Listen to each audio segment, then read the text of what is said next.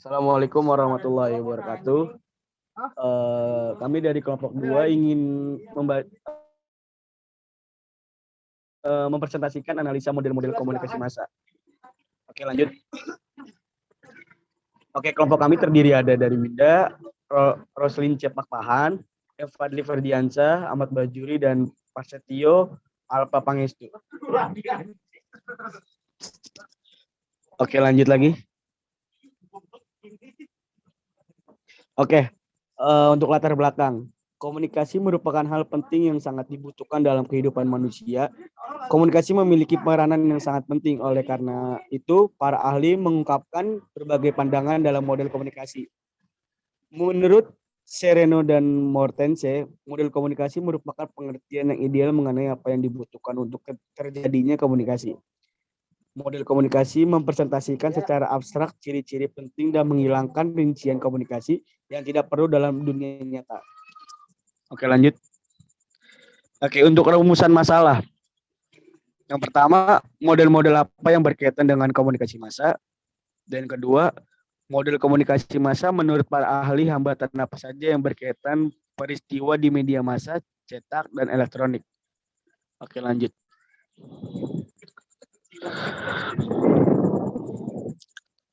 Oke, untuk tujuan.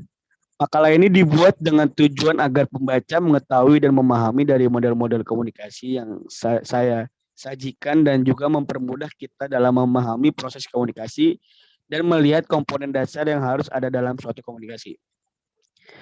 Untuk manfaat praktis bagi universitas sebagai wawasan dan sumber informasi yang dapat memberikan tambahan referensi tentang teori ilmu komunikasi. Dan untuk manfaat bagi masyarakat, sebagai informasi kepada masyarakat bahwa banyak teori-teori yang digunakan dalam ilmu komunikasi, dan bagi peneliti sebagai sarana bagi penulis untuk melatih dan mengembangkan kemampuan berpikir secara sistematis dan teoritis dalam memecahkan suatu permasalahan secara objektif dan kritis sehingga memperoleh kesimpulan. Oke, lanjut. Oke, untuk pengertian, definisi lain dari model adalah suatu gambaran yang sistematis dan abstrak yang menggambarkan potensi-potensi tertentu yang berkaitan dengan berbagai aspek dari suatu proses. Model komunikasi adalah sebuah model konseptual untuk menjelaskan proses komunikasi manusia dan memperlihatkan proses komunikasi dengan menggunakan berbagai simbol.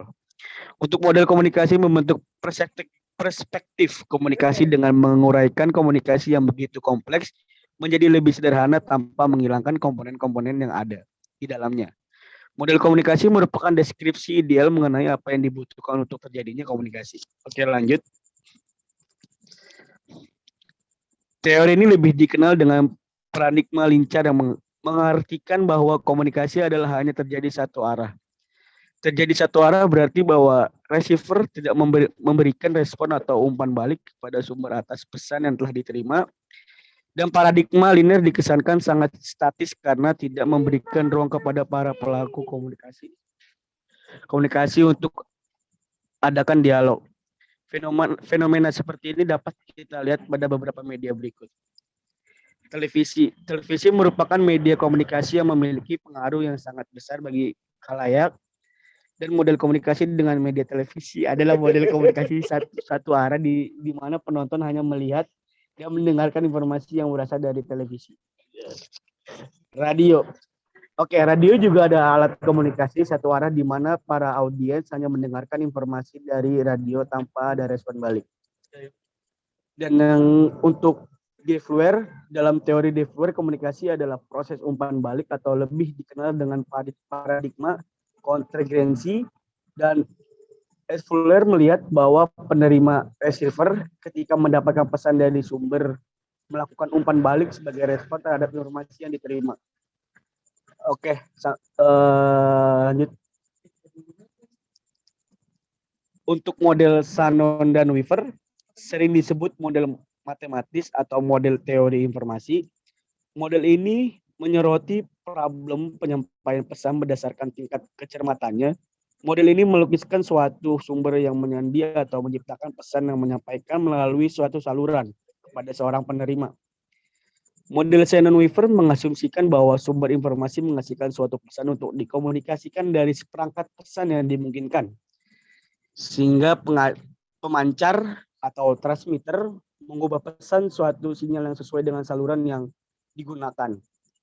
Untuk saluran, channel adalah medium yang mengirimkan sinyal atau tanda dari transmitter ke penerima atau receiver. Lanjut.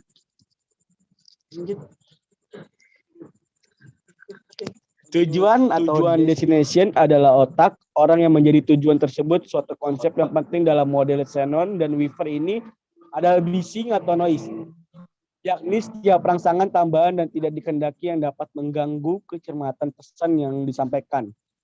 Oke, untuk noise ini contohnya adalah saat kita mengobrol dengan seseorang di telepon saat kita sedang berdiri di pinggir jalan dan kita terganggu dengan suara berisik dari kendaraan yang berlalu lalang di depan kita. Menurut Shannon dan Weaver, gangguan ini selalu ada dalam saluran bersama pesan tersebut yang diterima oleh penerima. Dengan adanya sumber gangguan noise source, ini banyak kemungkinan dapat terjadi, bisa saja pesan messenger yang disampaikan oleh sumber informasi atau info source tidak sampai ke tujuan. Oke, untuk gangguan psikologis, gangguan yang merasuki pikiran dan perasaan yang mengganggu penerima pesan yang akurat. Contoh, melamun, mengantuk, dan lain-lain. Gangguan fisik, gangguan secara langsung menyerang fisik seseorang. Contoh, tunanetra, tunarunggu. Shannon dan Weaver adalah dianggap komunikasi satu arah, maka tidak adanya feedback yang dapat. Dalam praktik komunikasi disebut bahwa komunikasi memiliki gangguan, yaitu noise. Oke, lanjut. Ini kelanjutannya. Kelebihan model Shannon dan Weaver adalah yang pertama, menyampaikan informasi dalam berkomunikasi terkesan lebih mudah.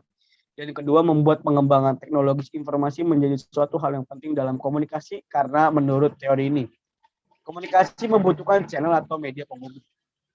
Oke, yang terakhir adalah model komunikasi ini dapat diaplikasikan dalam komunikasi antar pribadi maupun komunikasi massa, komentar. Model komunikasi ini hanya bersifat satu arah. Teori Shannon dan Weaver tidak membahas mengenai feedback yang seharusnya diterima dalam berkomunikasi, dan teori ini membuktikan bahwa media penghubung atau channel yang sangat dibutuhkan dalam berkomunikasi. Untuk model teori Melvin DeFleur, penjelasan model teori DeFleur intinya adalah dalam teori ini terdapat elemen yang bernama feedback, yaitu di mana penerima dapat memberikan feedback kepada pemancar.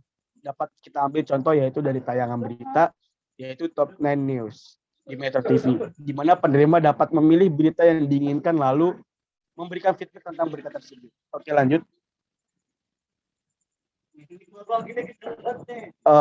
Efek positif. Oke, untuk efek positif mengubah perilaku dan moral masyarakat menjadi lebih baik karena terpengaruh opinion leader mereka yang dasarnya memiliki moral dan tingkah laku baik. Mengubah mindset masyarakat tentang suatu yang masih berupa mitos karena opinion leader yang memiliki pengetahuan yang lebih luas menjelaskan ketidakbenaran mitos tersebut atau memperbaiki citra individu atau instansi. Untuk efek negatifnya, individu jadi sulit untuk meyakinkan persepsi dan pilihannya sendiri karena terlalu terpengaruh terhadap opinion leader. Bisa terdoktrin hal negatif apabila opinion leader mempengaruhi hal negatif. Selain memperbaiki citra individu atau instansi, dan teori ini juga bisa merusak.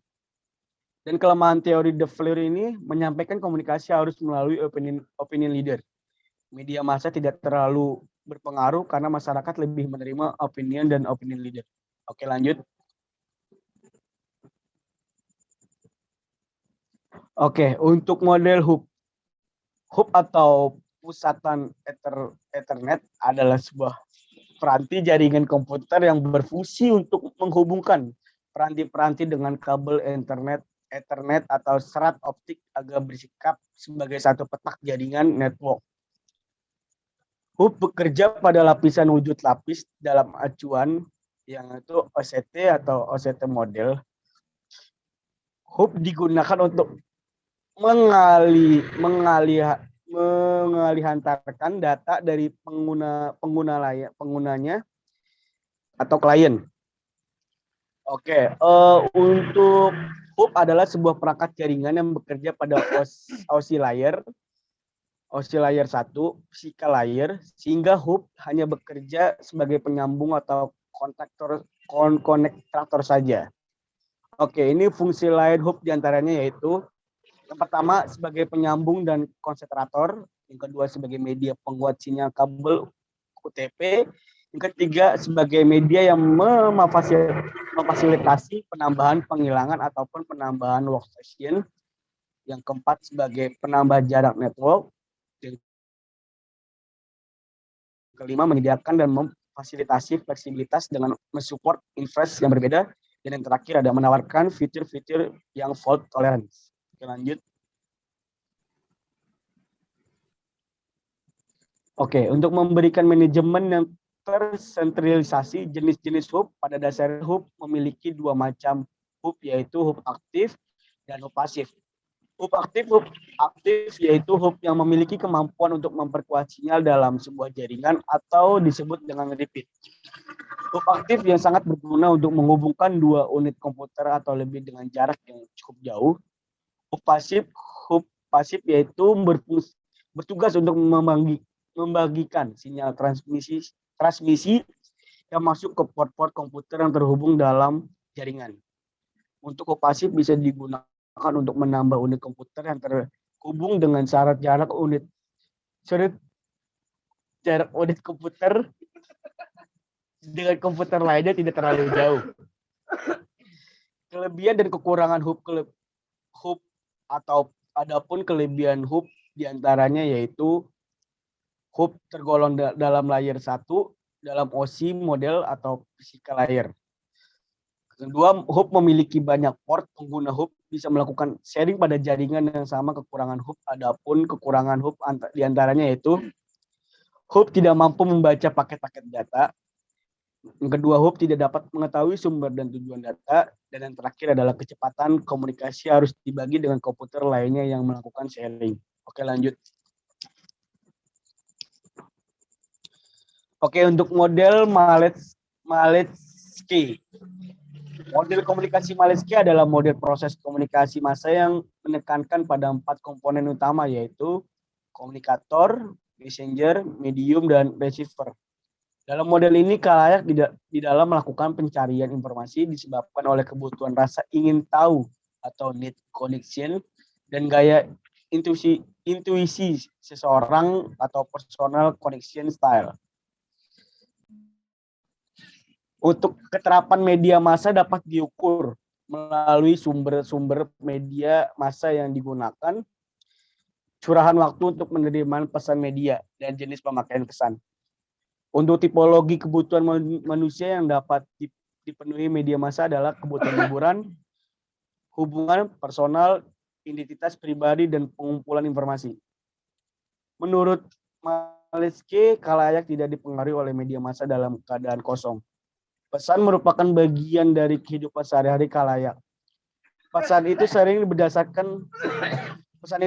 berdasarkan keyakinan, sikap, nilai-nilai, dan lingkungan sosialnya.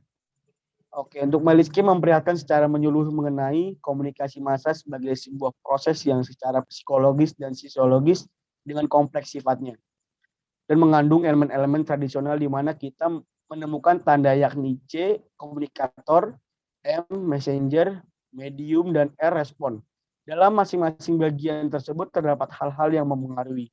Dalam C, yaitu komunikator, terdapat bagian-bagian yang mempengaruhi yakni, lanjut. Oke, yang pertama, the komunikator self-image atau cita pribadi komunikator. Di sini dijelaskan bagaimana komunikator mempromosikan perannya dalam menyampaikan suatu pesan.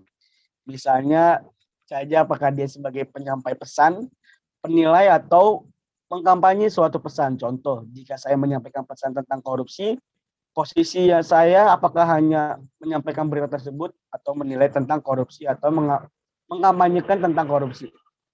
Untuk kedua yaitu ada the komunikator personality struktur, atau yang di struktur kepribadian komunikator, bagaimana kepribadian komunikator mempengaruhi perilakunya. Kepribadian di sini maksudnya luas mencangkup berbagai aspek, di antaranya aspek psikologi dan aspek ideologi. Yang ketiga ada the communicator working team. Kerjasama komunikator dalam tim seseorang yang bekerja dalam tim, maka ia harus bisa menetapkan diri atau beradaptasi. Sebelumnya maaf.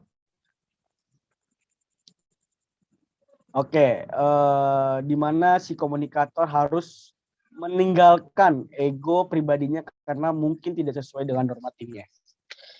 Yang keempat ada the communicator in organization, atau komunikator dalam organisasi menekankan pada tipe organisasi media yakni authoritarianism atau kapitalis line and public service line. Komunikator in organization atau komunikator di dalam organisasi menekankan pada tipe organisasi media yakni authoritarianism, kapitalis line, and public service line.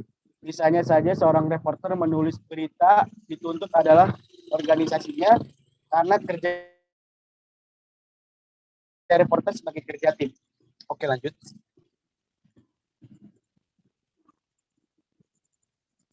Oke, untuk yang kelima, the communicator social environment.